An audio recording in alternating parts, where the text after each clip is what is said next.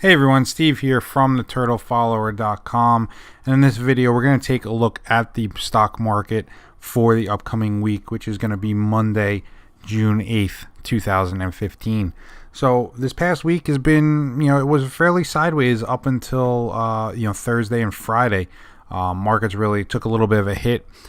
We thought maybe we would put in some support with Thursday's action to the downside. We came right into the 50-day moving average, seemed to bounce there where we have so many times in the past.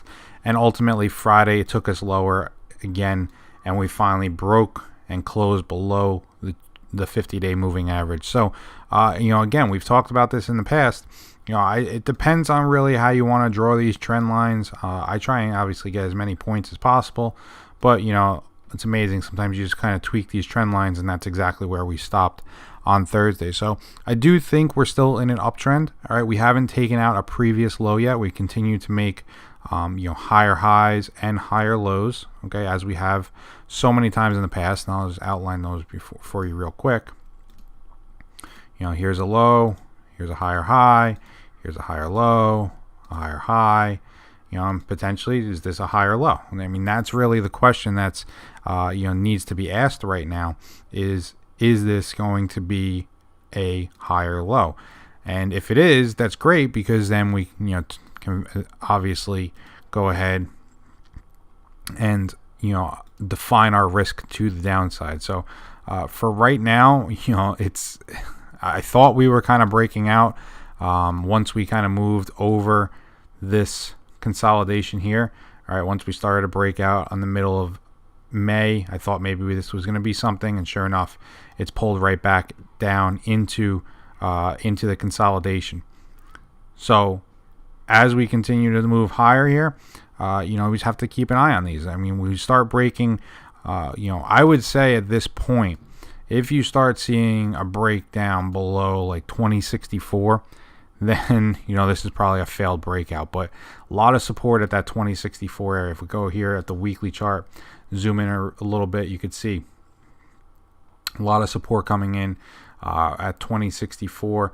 We have these lows that came right back through. Let's see what they were. All right, you had the lows from April, the lows from May.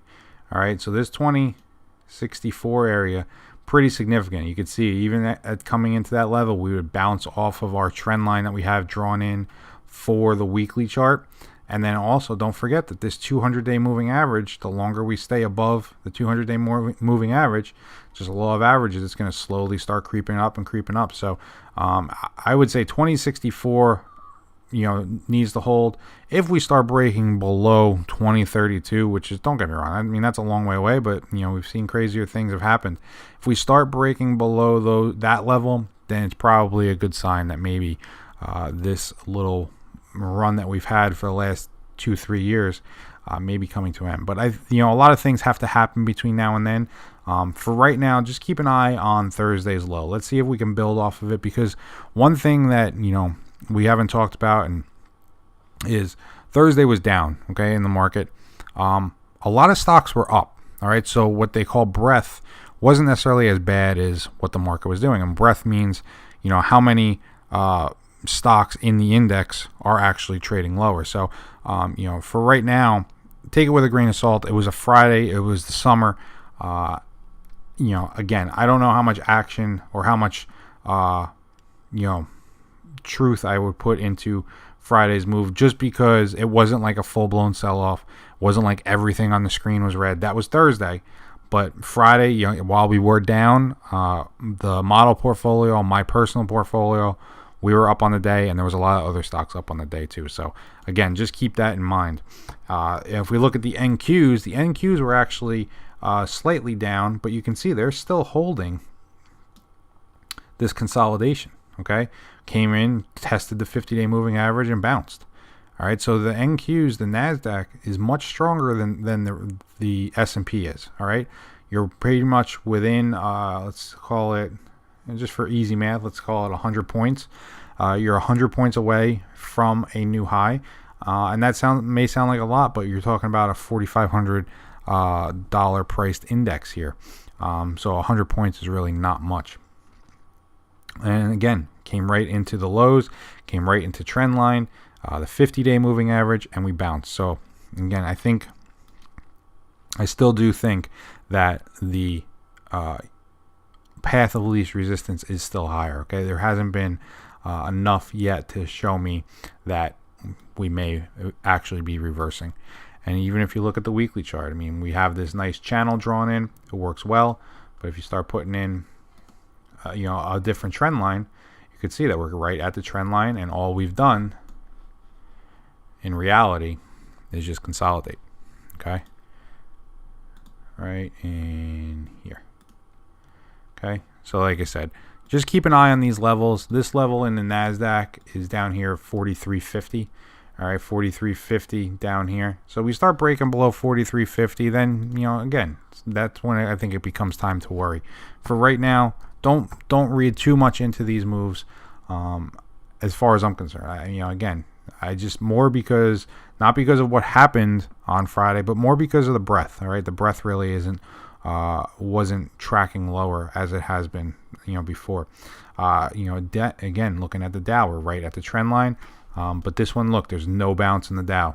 All right, very little bounce in the Dow compared to the Nasdaq or the S&P. So this one definitely, wants to maybe move lower. Lower would probably be here, 17,500, and then look at what we got going on. Okay, 17,500 basically brings us into this big consolidation. All right, that's really all it is. And again, we're still above trend line. We did break 50-day, but I think this is a potential area for a bounce and maybe a move back over 18,250. And the last one, the Russell. All right, look at the Russell. Russell really didn't care what was going on Friday, right? Russell was, look at where the move the Russell had. Russell was all the way down at 12. Let's see, what was the low? Low was 1238 on Friday. The high and pretty much the close, 1260. So a 22 point reversal in the Russell. And again, the Russell just continues to consolidate in this larger range. So far, it's been respecting this trend line, this longer term trend line that we have in play. Okay, we've been respecting that, and really has been bouncing between 1230 and 1260. So let's see how this plays out next couple days. I think the Russell probably breaks out. All right, you can even take this small downtrend line out. I think the Russell probably leads us higher. All right, 1274 is where the Russell is. But look at this weekly chart. After this nice long breakout, we've talked so many times in the past about a series of higher consolidations on the weekly chart really being an optimal setup. And look at exactly what we have going on in the Russell. Okay, squeeze this down, makes it look a little nicer, but you have this long-term consolidation, and then look at what you get. You get a series of one consolidation, two consolidations. You draw your trend line in, and now you're looking for a breakout to the upside around 1270 in the Russell, and I think that potentially can, lead us higher. All right, I think that right now the Russell, if we were going to rank them in order of importance, I would say Russell, Nasdaq, S&P, Dow. All right, and that's what we're looking at. So really, just to summarize what we're, I know the commentary the last few weeks probably sounds pretty much the same, but I still think path of least resistance is to the upside. I don't see anything in these charts right now that tells me that you got to start kind of looking at short plays or anything like that. I still think you can be long this market, and I think we have a nice summer coming up. I'm hoping that kind of leads us to some higher prices. And the way that we're set up here in these indices, while we are pulling back, it's not the high, there's not a lot of key levels being broken right now. Okay, we've identified those key levels. Watch for those key levels this week, and also watch for a rebound to the upside, because I think it's very possible that Monday we come in and we're up 60, 70 points in the Dow, and then all of a sudden it looks like a nice little bounce point, a nice swing low to trade again. So again, that's what we're looking for this week. That's how we're playing it in the model portfolio. If you guys haven't joined the premium membership, highly recommend you do so. We're having some nice trades come up. We just closed out a trade in Rockwell Collins for about a 1.4R gain, about $800 for the portfolio. We have about $4,000 in open profit right now. And again, it's been a tough year. Don't get me wrong, but we've stuck to a system. We continue to grind it out here. It's not, don't get me wrong, this is not the best market for trend following, but we're finding a way to make it work. So if you guys are looking to kind of solidify your system and go ahead and find a nice process that you can follow day in and day out with exact entry points and exit points, a nice systematic plan, highly recommend you head on over to the premium membership. If you're not sure, take the 7-day free pass, join us in it, see what it's all about. No credit card required, no nothing.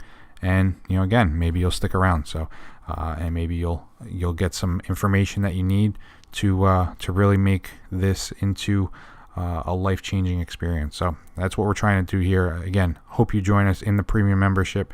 And with that said, enjoy the rest of the weekend, and we'll see you on Monday. Take care.